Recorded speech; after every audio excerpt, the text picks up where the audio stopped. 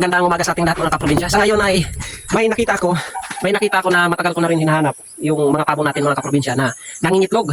Kasi nga nakakapulot ako ng itlog na kinain na ng uwak at wala kinain ng uwak.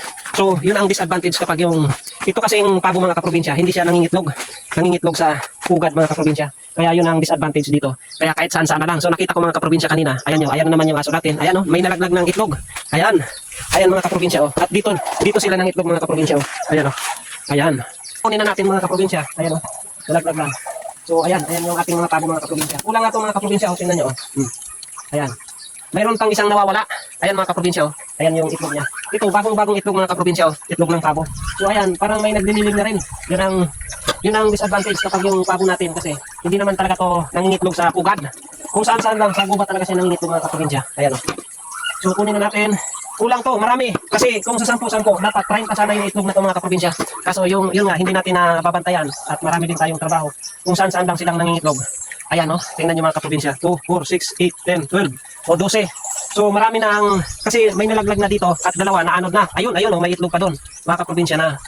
Dahil sa siksikan sila dito, 3 silang nangitlog dito. Nalaglag na.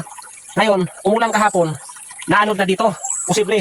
At yung iba, posibleng kinain ng uwak o ng aso natin. Yan yung disadvantage mga kaprobinsya. So ayan mga kaprobinsya oh. Ayan yung itlog. So ito, ipo-consume na lang natin to. Kasi pwede pa to mga kaprobinsya, goods pa to. At meron pa akong isang pabo na nawawala na tiyak ako, naglililim na dito sa gubat. Kapag napansin natin na nangingitlog na yung ating mga alagang pabo, kumbaga, babantayan natin. So ako naman kasi, marami naman ako kasing trabaho mga kaprobinsya, hindi ko magawa na mabantayan sila.